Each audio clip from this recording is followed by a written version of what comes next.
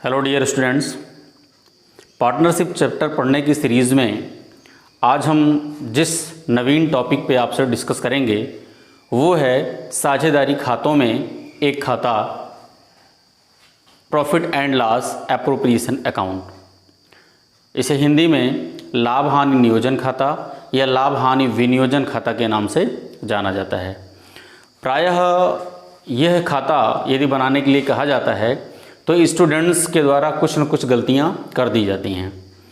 ये पॉइंट आपके लिए समझना बहुत ज़रूरी है क्योंकि कभी न कभी इस खाते को न्यूमेरिकल सॉल्व करते समय बनाना ही पड़ जाता है। दूसरी बात, कल किसी ने पूछा था कि सर आप पहले से लिख देते हैं और लिखते हुए वीडियो बना के समझाएं तो ज़्यादा अच्छा होगा। तो आपको बता दें कि यदि इतनी पॉइंट को मैं लिखता हुआ वीडियो बनाऊंगा तो ये वीडियो आपकी 1.5 घंटे से कम की नहीं होगी। पहले लिख लेने का उद्देश्य यह होता है कि आपको मटेरियल एक साथ एक जगह पर मिल जाता है और फिर हम इसको बताते हुए आपको चलते हैं, जिससे आपकी वीडियो छोटी बनती है और वो आपके लिए देखने में फ़ायदेमंद होती है। MB भी आपकी सुरक्षित होती है, साथ साथ आप इसको जल्दी से इस बड़े टॉपिक को पढ़ लेते हैं। ठीक है, तो आइए देखते हैं इस पॉइंट में क्या क्या चीज़ें हैं।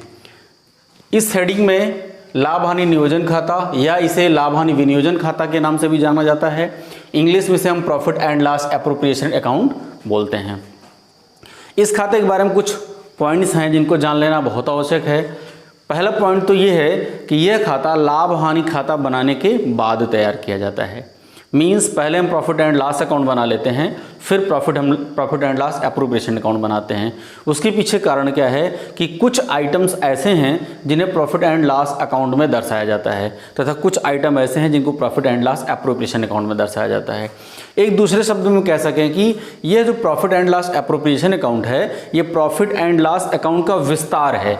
मीन्स उसका थोड़ा सा और विस्तृत रूप है। ठीक है ना। कुछ मदें ऐसी होती हैं जिनका लाभ पर प्रभार होता है, कुछ मदें ऐसी होती हैं जो लाभ पर विनियोजन है। ठीक है, तो इन दोनों कॉन्सेप्ट को लेकर इन दोनों को अलग अलग खातों में दर्शाया जाता है। लाभ हानि नियोजन खाता एक नाम से ही स्पष्ट है कि एक प्लानिंग जैसा है कि जो भी हमारे पास प्रॉफिट हुआ है उस प्रॉफिट को हम एक प्लान के तहत कैसे कैसे डिस्ट्रीब्यूट करते हैं। ठीक है ना। लाभ हुआ है तो उसको कैसे बांटेंगे, किस साझेदार को कितना वेतन देना है, कमीशन देना है, तो उसको भी यहाँ से पेमेंट किया जाता है। कितने अमाउंट को हम अपने इन फ्यूचर की आवश्यकताओं की पूर्ति के लिए रिजर्व में ट्रांसफ़र करेंगे उसको भी यहाँ पर दर्शाया जाता है। ठीक है ना। तो आइए देखते हैं इसमें हमें लिखना क्या होगा। सरल शब्दों में लाभ हानि नियोजन खाता लाभ हानि खाते का ही एक भाग है। मीन्स ये एक अलग से खाता नहीं है बल्कि ये लाभ हानि खाते का एक पार्ट है। जैसा मैंने बताया उसका एक विस्तार है ये, जिसे साझेदारों के मध्य लाभ हानि दर्शाने के लिए लाभ हानि खाते के पश्चात तैयार किया जाता है। इसको भी हमने बता दिया कि इसको हम लाभ हानि खाते के पश्चात बनाएंगे और इसको बनाने का जो उद्देश्य है वो उद्देश्य क्या है, साझेदारों के मध्य लाभ हानि दर्शाना। ठीक है। दूसरा, इस खाते में फर्म के लाभ को कम करने वाली मदों को ना, ऐसी मदें जो फर्म के लाभ को कम कर देती हैं। जैसे हमने लाभ हानि खाते से कोई प्रॉफिट या लॉस गेन किया, ठीक है ना, लाभ हानि खाता बनाया तो हमें या तो प्रॉफिट मिलेगा तो लॉस मिलेगा। ठीक है, तो सपोज दैट हमने कुछ प्रॉफिट वहाँ से हमें मिला तो इसके बाद भी ऐसी बहुत सी मदें हैं जो कि प्रॉफिट को कम कर देती हैं। जैसे वे कौन सी मदें हैं, साझेदारों की पूंजी पर ब्याज। अगर साझेदारों को पूंजी पर ब्याज देना है तो साझेदारों को अगर पूंजी पर ब्याज देंगे तो लाभ उतने अमाउंट से क्या होगा, कम हो जाएगा। साझेदारों को वेतन देंगे तो जितना अमाउंट वेतन के रूप में दिया जाना है उससे भी लाभ कम हो जाएगा। कमीशन देना है तो उससे भी कम हो जाएगा। मीन्स मेन रूप से ये 2-3 मदें जैसे पूंजी पर ब्याज, साझेदारों का वेतन व कमीशन, इस तरह का जो भुगतान है इसको करने से क्या होता है कि जो प्रॉफिट हमें मिला है वो प्रॉफिट क्या होता है, कम हो जाता है। ठीक है ना।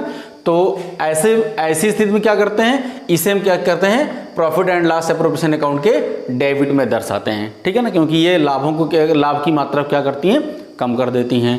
दूसरी तरफ कुछ मदें हैं जैसे फर्म के लाभ को बढ़ाने वाली मदें हैं, कुछ मदें ऐसी हैं जो फर्म के लाभ को बढ़ा देती हैं, जैसे आहरण पर ब्याज, ठीक है ना। किसी पार्टनर ने अगर ड्राइंग्स कर रखा है ना और साझेदारी संलेख के अनुसार उसे ड्राइंग्स पर इंटरेस्ट फर्म लेती है तो ये फर्म के लिए क्या है, आय है, और आय क्या करती है, प्रॉफिट को बढ़ा देती है। यहाँ देखिए साझेदारों की पूंजी पर ब्याज था, तो साझेदारों को जो पूंजी पर ब्याज दिया जाता है ये फर्म के लिए व्यय होता है, और व्यय क्या करता है, लाभ की मात्रा को कम कर देता है। तो इसी कॉन्सेप्ट पर अगर साझेदारों की पूंजी पर ब्याज है तो ये लाभ की मात्रा को कम करता है, इसलिए इसे profit and loss appropriation account के डेबिट साइड में दिखाते हैं। दूसरी तरफ आहरण पर जो ब्याज होता है ये फर्म के लिए इनकम होता है, ठीक है ना, और साझेदार के लिए व्यय होता है, ठीक है ना। तो चूंकि फर्म के लिए इनकम है इसलिए प्रॉफिट को क्या करेगा, बढ़ा देगा, इसलिए इसे हम profit and loss appropriation account के क्रेडिट साइड में दिखाते हैं। क्लियर हुआ, क्रेडिट में दिखाया जाता है। इसके पश्चात इस खाते के शेष को साझेदारों के पूंजी खाते अथवा चालू खाते में हस्तांतरित करके बंद कर दिया जाता है। जब ये सारी एडजस्टमेंट्स कर ली जाती हैं तो इस खाते का बैलेंस कैलकुलेट किया जाता है, डेबिट बैलेंस और क्रेडिट बैलेंस। अगर इस खाते का डेबिट बैलेंस आ रहा है मींस डेबिट साइड का बड़ा है और क्रेडिट साइड का छोटा है, ठीक है ना, तो फर्म को क्या मिलेगा, प्रॉफिट मिलेगा। और अगर क्रेडिट साइड का अमाउंट बड़ा है और डेबिट साइड का अमाउंट छोटा है, ठीक है ना, तो वहाँ पे क्या मिलेगा, लॉस मिलेगा, ठीक है, ऐसा हो सकता है। देखिए यहाँ पे ये मैंने एक स्ट्रक्चर बनाया है, इस स्ट्रक्चर के अनुसार इधर क्या हो रहा है, ये डेबिट पोर्शन है और यहाँ पे ये क्रेडिट पोर्शन है। क्रेडिट पोर्शन में वे सारे अमाउंट आते हैं जो कि हमारे प्रॉफिट को क्या करते हैं, बढ़ा देते हैं, ठीक है ना। तो इस इधर का योग अगर इधर की योग से ज़्यादा है मीन्स क्रेडिट बैलेंस है। क्रेडिट बैलेंस मीन्स अगर क्रेडिट साइड का अमाउंट बड़ा है, डेबिट साइड का अमाउंट छोटा है, तो ऐसी स्थिति में क्या है, इसको हम क्या बोलते हैं, क्रेडिट बैलेंस बोलते हैं। और क्रेडिट बैलेंस क्या बोला जाता है, प्रॉफिट बोला जाता है, ठीक है ना। और इसका जस्ट अपोजिट अगर डेबिट साइड वाला बड़ा हो और क्रेडिट साइड वाला छोटा हो, ठीक है ना, तो क्रेडिट साइड का इसको डेबिट बैलेंस बोलते हैं। और डेबिट बैलेंस क्या होता है, लॉस होता है। उस लॉस को क्या करते हैं, उसे भी हम पार्टनर्स के अकाउंट में ट्रांसफर करते हैं। लेकिन यहाँ पे हमने आपको बताया है कि पूंजी खाते अथवा चालू खाते, इसका क्या कॉन्सेप्ट है, आपको पिछली वीडियोज में बताया गया है कि साझेदारों को जो पूंजी खाते होते हैं वो दो विधियों से बनाए जाते हैं। पहली विधि है अस्थायी विधि और दूसरी विधि है परिवर्तनशील विधि। अगर अस्थायी विधि के द्वारा बनाएंगे तो वहां पे हमें साझेदारों के दो पूंजी खाते बनाने पड़ते हैं, एक बनाना पड़ता है पार्टनर्स कैपिटल अकाउंट और दूसरा बनाना पड़ता है पार्टनर्स करंट अकाउंट। तो अगर साझेदारों के पूंजी खाते स्थिर हैं तो ऐसी स्थिति में जो profit and loss appropriation account का बैलेंस आएगा उसे हम करंट अकाउंट में ट्रांसफर करेंगे, ठीक है, क्योंकि फिक्स अकाउंट का जो पार्टनर्स कैपिटल अकाउंट का जो अमाउंट है वो क्या है, फिक्स होता है, उसमें कोई परिवर्तन नहीं करते हैं। साथ ही साथ अगर फ्लोटिंग मेथड को हम अपना रहे हैं, परिवर्तनशील विधि को अपना रहे हैं, तो ऐसी स्थिति में एक ही खाता बनता है, पार्टनर्स करंट अकाउंट बनता है और हम उसी में अमाउंट को ट्रांसफर कर देते हैं, ठीक है। पार्टनर्स करंट अकाउंट नहीं बनके बल्कि पार्टनर्स कैपिटल अकाउंट बनता है और सारा अमाउंट हम उसी में ट्रांसफर कर देते हैं, चाहे हमें प्रॉफिट हुआ हो चाहे लॉस हुआ हो, ठीक है ना। इतनी बातें रहीं इनके बारे में। अब कुछ विशेषताओं के बारे में बात कर लेते हैं, जो विशेषताएं इन्हीं से निकलती हैं। जो अभी बातें हमने स्टडी किया इन्हीं बातों में से कुछ विशेषताएं भी निकलती हैं जिनको हमें थोड़ा अलग से देख लेने पे हमारा कॉन्सेप्ट और अच्छे से क्लियर हो जाएगा। जैसे देखें विशेषताओं में यह एक नाम मात्र खाता है, नॉमिनल अकाउंट। नाम मात्र खाता मीन्स नॉमिनल अकाउंट, ठीक है। नॉमिनल अकाउंट क्या है, क्योंकि इसमें व्यय और आय को दर्शाया जाता है, ठीक है ना। हमने आपको खाते तीन बताए थे, पर्सनल अकाउंट, रियल अकाउंट और नॉमिनल अकाउंट। नॉमिनल अकाउंट का सूत्र भी बताया था, व्यय व हानि को ऋणी, आय व लाभ को धनी करते हैं। तो उसी कॉन्सेप्ट के अनुसार चूंकि यहाँ पे आय व व्यय, ठीक है ना, का कॉन्सेप्ट होता है जिसके कारण हम इसे क्या, कौन सा खाता बोलते हैं, नॉमिनल अकाउंट, नाम मात्र खाता। सेकेंड पॉइंट बताता है इसे साझेदारी फर्म द्वारा तैयार किया जाता है, ठीक है। ये भी कॉन्सेप्ट ठीक है कि इसे कौन बनाता है, साझेदारी फर्म बनाती है। किस लिए बनाती है, लाभ और हानि को दर्शाने के लिए बनाती है साझेदारों के मध्य, ठीक है ना। नेक्स्ट पॉइंट है इस खाते के क्रेडिट पक्ष में आहरण का उल्लेख नहीं होता है। देखिए ये काफी इंपॉर्टेंट पॉइंट है। तो अगर पार्टनर्स के द्वारा ड्राइंग्स की जाती है तो जो ड्राइंग्स है उसे हम profit and loss appropriation account में नहीं दिखाएंगे, ठीक है ना।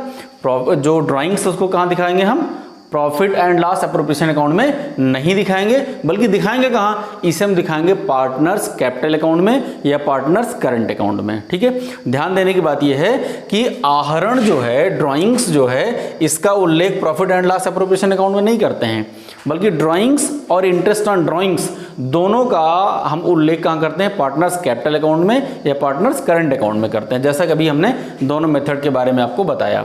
ठीक है ना, केवल आहरण पर ब्याज ही दर्शाया जाता है profit and loss appropriation account में।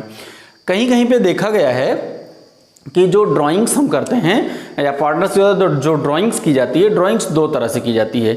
एक तो ड्राइंग्स हम क्या करते हैं कि कैश ड्राइंग कर लेते हैं, तो ऐसी स्थिति में बिल्कुल भी इस खाते में नहीं दिखाया जाएगा। लेकिन कहीं कहीं पे देखा गया है अगर हम ड्राइंग्स को गुड्स में करते हैं ना, अगर हम गुड्स में ड्राइंग्स को करते हैं तो ऐसी स्थिति में उस ड्राइंग्स के अकाउंट को profit and loss appropriation account में दिखाने का कॉन्सेप्ट पाया जाता है। ठीक है ना, अगर क्वेश्चन में ऐसा है कि उन्होंने गुड्स को ड्राइंग्स किया है तो ऐसी स्थिति में हम इसे क्या करते हैं, profit and loss appropriation account में दिखा सकते हैं। ठीक है, नेक्स्ट पॉइंट है, इस खाते में लाभों पर प्रभार दर्शाने वाली मदों को, ठीक है, लाभों पर प्रभार मतलब जो चार्ज के रूप में है, व्यय के रूप में दर्शाने वाली मदों को, जैसे साझेदारों को दिया गया किराया तथा उनके ऋण पर ब्याज, दो आइटम्स मेनली साझेदारों को दिया गया रेंट और इंटरेस्ट ऑन लोन, इन दोनों आइटम को नहीं दर्शाया जाता है। ठीक है, क्यों नहीं दर्शाया जाता, क्योंकि ये क्या है, लाभों पर प्रभार हैं। इस पॉइंट को ध्यान देने की आवश्यकता है। ठीक है, कौन कौन सी, एक तो रेंट और दूसरा इंटरेस्ट ऑन लोन, ये दोनों आइटम्स जो होते हैं ये लाभों पर प्रभार होते हैं। तो लाभों पर प्रभार होने के नाते इन्हें कहाँ दिखाना होता है, हमको प्रॉफिट एंड लॉस अकाउंट में दिखाते हैं हमसे। ठीक है, इन दो चीजों पे विशेष ध्यान देना है। इन्हें दो क्या तीन चीजों को, कौन कौन सी, एक रेंट, इंटरेस्ट ऑन लोन और ड्राइंग्स, इनको हम profit and loss appropriation account में नहीं दिखाएंगे। ठीक है ना, इन दोनों आइटम्स को, रेंट को और इंटरेस्ट ऑन लोन को, इन दोनों आइटम्स को दिखाएंगे हम प्रॉफिट एंड लॉस अकाउंट में, जबकि ड्राइंग्स को हम दिखाएंगे पार्टनर्स कैपिटल अकाउंट में या पार्टनर्स करंट अकाउंट में। ठीक है, नेक्स्ट पॉइंट होगा, साझेदारों के पूंजी पर ब्याज, वेतन, कमीशन आदि को इसी खाते में means profit and loss appropriation account में ही दर्शाया जाता है, क्योंकि ये सब लाभों पर नियोजन है ना। इन लाभों पर प्रभार और लाभों पर नियोजन के बारे में हमने पिछली वीडियो में विस्तृत तरीके से पढ़ रखा है। ठीक है, तो ये लाभों पर नियोजन है। तो ये सारे आइटम्स, पूंजी पर ब्याज, ठीक है, साझेदारों की पूंजी पर ब्याज, वेतन और कमीशन, इस तरह के जो आइटम्स हैं इनको हम कहाँ दिखाते हैं, profit and loss appropriation account में दिखाते हैं। क्यों दिखाते हैं, क्योंकि ये लाभों पर क्या है, लाभों पर नियोजन है। और एक दूसरा कॉन्सेप्ट क्या है, पूंजी पर ब्याज क्या करता है, लाभ की मात्रा को कम कर देता है, वेतन लाभ की मात्रा को कम कर देता है और साझेदारों को दिया गया कमीशन भी लाभों की मात्रा को कम कर देता है। एक ये सारे नॉमिनल अकाउंट्स के भी आइटम हैं, इसलिए इनको भी हम profit and loss appropriation account में दिखाते हैं। विशेषताओं में एक लास्ट पॉइंट है, इस खाते में की जाने वाली प्रविष्टियां साझेदारी संलेख द्वारा निर्देशित होती हैं। वैसे पहले भी आपको बताया गया है कि साझेदारी संलेख यदि बना होता है तो वहीं पे वेतन, कमीशन, पूंजी पर ब्याज, आहरण पर ब्याज वगैरह के कॉन्सेप्ट पाए जाते हैं। अगर साझेदारी संलेख नहीं बना है तो साझेदारी अधिनियम 1932 का साझेदारी संलेख लागू हो जाता है और ऐसी स्थिति में ये सारे आइटम्स अपने आप राइट ऑफ हो जाते हैं। ठीक है ना, कौन कौन से आइटम, कोई उनको ना तो वेतन दिया जाएगा, ना पूंजी पर ब्याज दिया जाएगा, ना कमीशन दिया जाएगा। ठीक है, तो ये सारे आइटम अपने आप गायब हो जाते हैं। तो कहने का मतलब ये है कि profit and loss appropriation account में, ठीक है ना, जो प्रविष्टियां की जाती हैं वो कैसे की जाती हैं, साझेदारी संलेख के अनुसार। अगर साझेदारी संलेख है और साझेदारी संलेख में इन सारे पॉइंट्स का उल्लेख है तभी हम इन सारे पॉइंट्स को शायद इसमें profit and loss appropriation account में शो कराते हैं। अब देख लेते हैं कि profit and loss appropriation account का प्रोफार्मा क्या है। ठीक है ना, क्योंकि अगर ये सारे पॉइंट्स हमने अपने दिमाग में सेट कर लिए तो भी हम profit and loss appropriation account बना सकते हैं, लेकिन एक कॉन्सेप्ट, एक प्रारूप जैसा अगर हमारे सामने होता है तो वो हमारे लिए थोड़ा सा और ईजी हो जाता है। देखिए, हमने बना रखा है लाभ हानि नियोजन खाते का प्रारूप, profit and loss appropriation account. इसके जो पार्ट होंगे डेबिट साइड और क्रेडिट साइड होंगे ना। डेबिट साइड में पर्टिकुलर और अमाउंट और क्रेडिट साइड में भी पर्टिकुलर और अमाउंट। इवन इन दोनों को लिखने की आवश्यकता नहीं है, बस मैंने आपको बता दिया है कि डेबिट साइड है और ये क्रेडिट साइड है। ठीक है ना, पर्टिकुलर अमाउंट। डेट का इसमें कोई आवश्यकता नहीं होती है, डेट नहीं लिखा जाता। ठीक है, अब देखते हैं सबसे पहले क्या होता है जब हम प्रॉफिट एंड लॉस अकाउंट, चूंकि हमने बताया था प्रॉफिट एंड लॉस अकाउंट बनाने के बाद profit and loss appropriation account बनाते हैं, तो प्रॉफिट एंड लॉस अकाउंट से हमें दो चीजें मिल सकती हैं। उसका जो बैलेंस होगा दो चीजें होंगी, या तो वो लॉस होगा और या क्या होगा, वो प्रॉफिट होगा। ठीक है ना।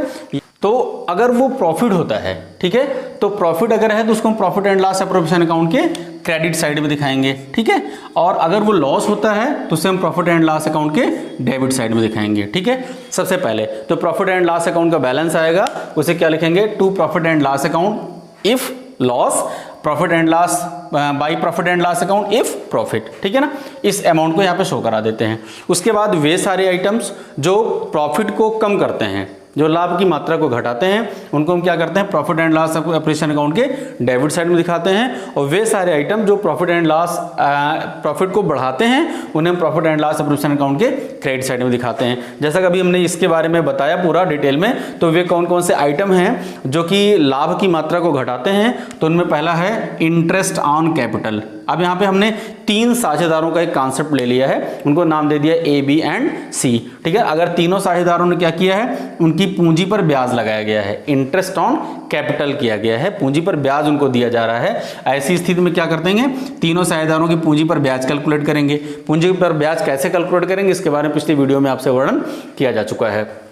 तो तीनों के पूंजी पर ब्याज निकालेंगे, उसको जोड़ के क्या करेंगे, यहाँ पे हम लिख देंगे। ठीक है, और उसके बाद फिर अगर किसी पार्टनर को सैलरी दी जा रही है तो टू सैलरी टू पार्टनर्स लिखेंगे, कमीशन दिया जा रहा है टू कमीशन टू पार्टनर्स लिखेंगे। ठीक है ना, और अगर जो भी हमारे पास प्रॉफिट का अमाउंट है उसमें से कुछ अमाउंट रिजर्व में ट्रांसफर कर दिया जा रहा है। रिजर्व क्या है, भविष्य की आवश्यकताओं की पूर्ति के लिए हम कुछ रिजर्व संचिति बना लेते हैं। तो अगर रिजर्व में कुछ ट्रांसफर किया जा रहा है तो ट्रांसफर टू रिजर्व, जितना अमाउंट होगा उसे भी हम इसका डेबिट साइड में दिखा देंगे। क्रेडिट साइड में क्या दिखाएंगे, इंटरेस्ट ऑन ड्राइंग्स। तो अगर पार्टनर्स क्या करते हैं, ड्राइंग्स करते हैं और साझेदारी संलेख के अनुसार उनसे ड्राइंग्स पे इंटरेस्ट लिया जाता है, तो तीनों साझेदारों के जो इंटरेस्ट होंगे ए, बी और सी के, उन सारे इंटरेस्ट को जोड़ के यहाँ पे क्या कर देंगे, क्रेडिट साइड में हम एक साथ दिखा देंगे। ये जोड़ने का काम, चाहे वो इंटरेस्ट ऑन कैपिटल होगा, इंटरेस्ट ऑन ड्राइंग्स होगा, इसको हम अंदर करेंगे। ठीक है, टोटल अमाउंट बाहर निकालेंगे तो हमारे वो कैलकुलेशन के लिए सुविधाजनक होगा। फिर क्या होगा, जब इन सारे आइटम्स को पोस्ट कर देंगे फिर हमें बैलेंस निकालना पड़ेगा।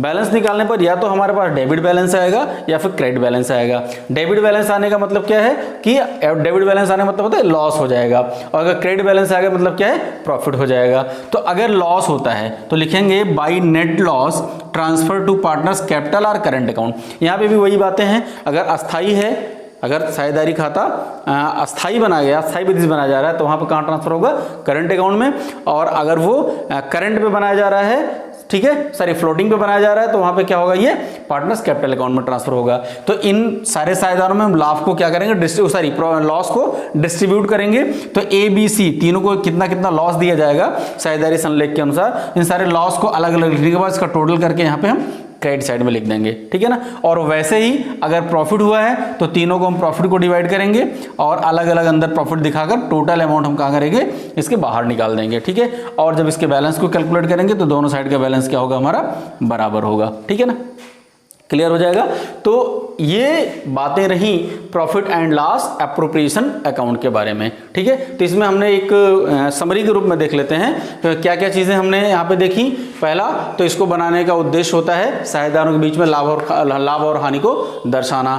दूसरा क्या होता है कि इसमें जो मदें लाभों को घटाती हैं उनको डेबिट में दिखाते हैं, और जो मदें लाभों को बढ़ाती हैं उनको क्या करते हैं, क्रेडिट साइड में दिखाते हैं। फिर क्या है, ये एक नॉमिनल अकाउंट है, नाम मात्र खाता है, इसमें ड्राइंग्स को नहीं दिखाया जाता है। ठीक है ना, जो लाभों पर प्रभार होता है जैसे रेंट और इंटरेस्ट ऑन लोन, इसको हम कहाँ दिखाते हैं, प्रॉफिट एंड लॉस अकाउंट में दिखाते हैं, profit and loss appropriation account में नहीं दिखाते हैं। दूसरा क्या है, लाभों पर जो नियोजन होता है जैसे पूंजी पर ब्याज, वेतन और कमीशन, इन सबको हम क्या करते हैं, profit and loss appropriation account के डेबिट साइड में दिखाते हैं। ठीक है ना, और इसमें जो भी हम वर्किंग्स करते हैं, जो भी एक्टिविटी अपनाते हैं, वो किसके अनुसार अपनाते हैं, साझेदारी संलेख में वर्णित शर्तों के अनुसार अपनाते हैं। ठीक है ना, और इसका ये प्रोफार्मा है। क्लियर, इसे आप अपने नोटबुक में नोट कर लें। यदि कोई ऐसी बात है जो कि आपको इस वीडियो में बताई गई है और वो आपको समझ में नहीं आई है तो वीडियो कमेंट बॉक्स में लिखकर आप पूछ सकते हैं। धन्यवाद।